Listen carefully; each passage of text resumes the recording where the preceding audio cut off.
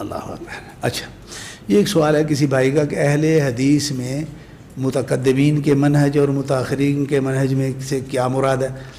بھئی میں نے تو یہ تقسیم بیان نہیں کی ہے آپ کے سامنے کہ اہل حدیث متقدم اور اہل حدیث متاخر اور ان کا منہج، اور یہ منہج کو بھی میں نے بیان نہیں کیا کہ یہ کس چیز میں منہج ہے، اجتہاد میں ہے، اصول حدیث میں ہے، فقہ میں ہے، کہاں پہ ہے.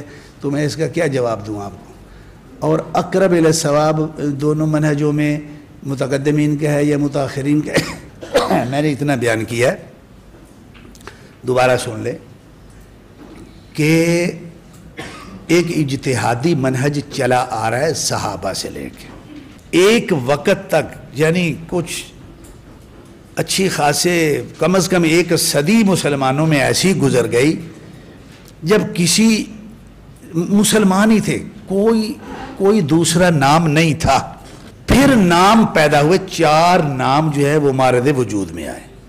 2 عقیدے میں اصالت اور تطرف کی بنیاد پہ، عقیدے میں انحراف اور تطرف جن لوگوں نے کیا ان کو اہل بدعہ کہا گیا. یہ نام ان کا رکھنا ضروری تھا، مجبوری تھی.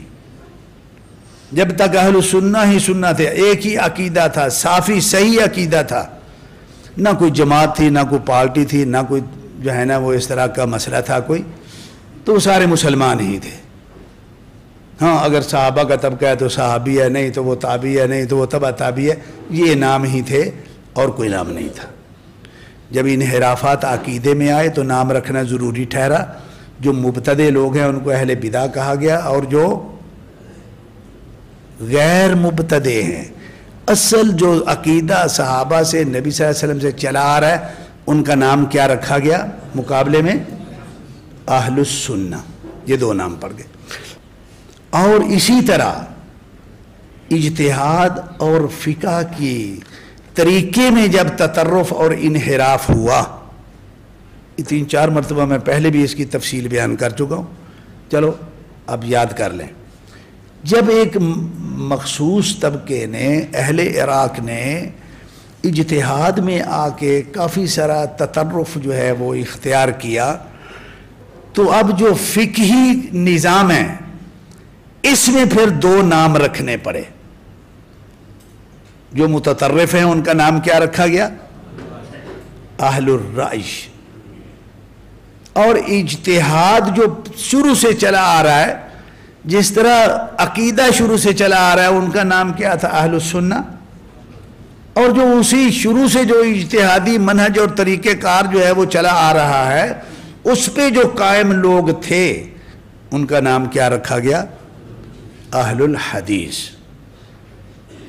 اور یہ اہل حدیث جو ہیں یہ عقیدے میں بھی، اجتہاد میں بھی، باقی سارے معاملات میں، وہ الحمدللہ سارے کا سارا وہی تسلسل ہے جو آج تک چلا آ رہا ہے. ان میں پھر آگے آ کے اجتہادی بنیادوں پہ، عقیدے کی بنیادوں میں نہ کوئی تقسیمیں ہوئی ہیں، نہ کوئی تطرف ہوا ہے، اور نہ کوئی جو ہے اصل منہج سے کوئی خروج کی کوئی صورت پیدا ہوئی ہے کہ جس کو ہم کہہ سکیں کہ نہیں جی یہ تو بالکل منہج سے خارج ہو گئے. تو یہ اس کی تفصیل سمجھ لیں.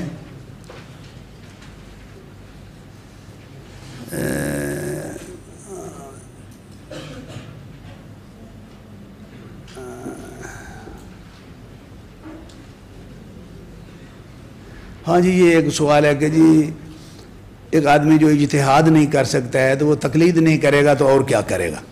یار وہ جو کچھ بھی کرے گا آپ کو اس کے تقلید کے نام کے علاوہ اور کوئی نام نہیں آتا. کچھ کرے گا تو صحیح. شریعت نے بھی اس کو کچھ کرنے کا پابند کیا ہے، لیکن آپ لوگ اس کے اس کام کو صرف تقلید سے کیوں جو ہے نا وہ تعبیر کرتے ہیں؟ آپ کیا مجبوری ہے؟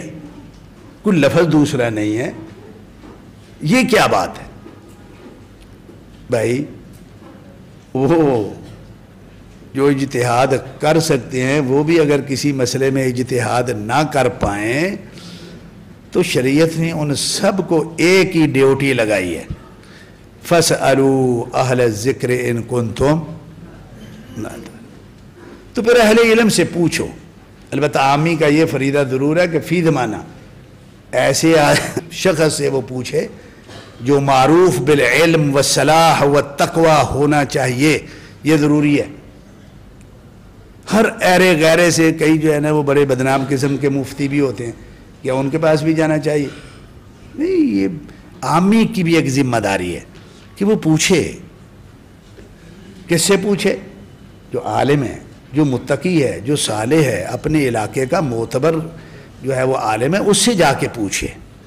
وہ جو کچھ بھی اس کو بتا دے گا اور یہ کر لے گا، اللہ کے ہاں یہ بری ہے۔ تو یہ ڈیوٹی ہے۔ اب تقلید کا ہی جو ہے نا وہ لفظ استعمال کرنے کی ذرا کم اس کو استعمال کریں، اس کا کوئی اور نام بھی کافی ہیں وہ رکھیں۔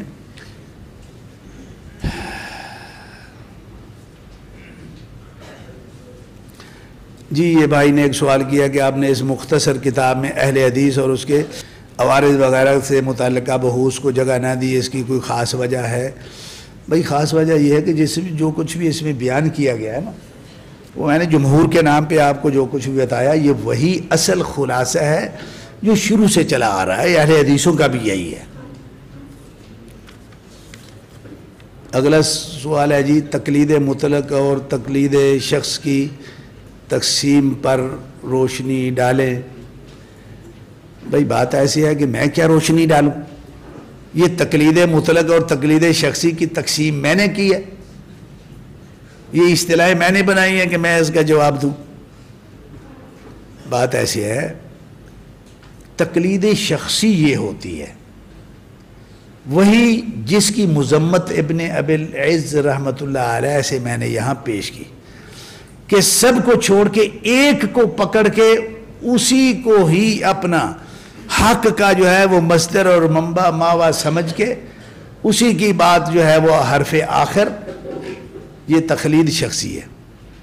اب تقلید مطلق سے پتہ نہیں کیا مراد ہے، مجھے تو سمجھ نہیں ہے کیا ہو سکتا ہے یہ تقلید مطلق کا، واللہ اعلم۔